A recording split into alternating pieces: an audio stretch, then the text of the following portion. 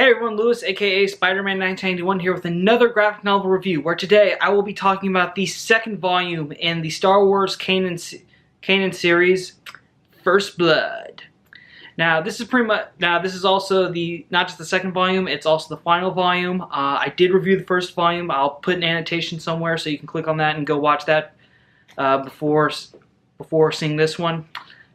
So anyways, in the second volume, the framing story is that Kanan is recovering from the poison he was infected with at the end of the last volume, and he's pretty much in his healing tank recovering. And while he's recovering, he's remembering how he first met his Jedi Master, Bilaba. Am I saying that? Bilaba? I'm sorry if I mispronounce it. And also back when he was just a youngling by the name Caleb Doom. And we pretty much see, and it's interesting how they meet because young Caleb is training in the standard with all the other younglings with the training drones with his lightsaber. When suddenly he gets a little wound, and Yoda says, "Go to the infirmary." And when Caleb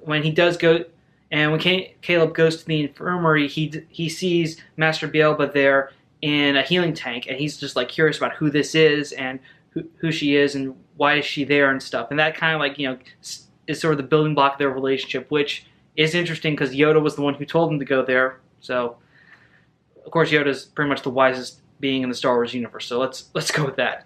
Also we see after someone tries to break into the Jedi Temple when he was young and Caleb helps Master Bilba, he becomes her Padawan. And we also see Caleb's first mission during the Clone Wars as Bilba's Padawan. I'm so tongue-tied today. And also Caleb's first mission involved an encounter with General Grievous. So that was something interesting. Ultimately, though, Kanan does recover in the present, and he's able to help his friends get off the planet that they're on. And ultimately, though, the final issue of the series is a team up between Kanan and Ezra, where they go on a mission to rescue an old friend of Kanan's, back when Kanan first went to hiding and became Kanan Jarrus instead of Caleb Doom.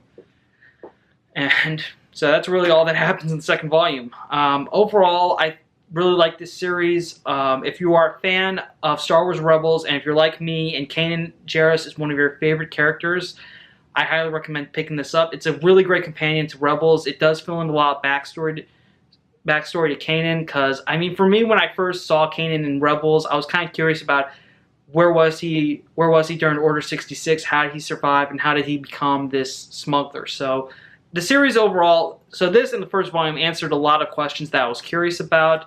It filled in some great backstory for Kanan. And, it is interesting, and this story arc in particular was interesting because Kanan was the Padawan as Caleb, but in the series we're used to seeing him as Ezra's sort of master. So it's pretty much a very interesting role reversal, and and the story arc where we see Kanan and the very beginning of his Jedi career is also great. Is also a little great companion, since the first volume was about how it all ended. So this was kind of a nice little way to follow up with how it ended with how it began. So yeah, overall, I think if you're a fan of Rebels and Kanan in particular, and you really want to know more about his backstory, I recommend getting Star Wars Kanan Volume 1 and Volume 2. Get the entire series. It's awesome. It's a really great read and a very great companion to the Rebels TV series. Okay, so that's it. That was my opinion on the final volume of Kanan. I'll put a link to the first volume. Either if the annotation's not up here, then it's probably in the link in the description below. Thank you again for watching this video. I appreciate all your support, whether you're an old subscriber or a new subscriber. I'm Spider-Man 1991 saying, see you later.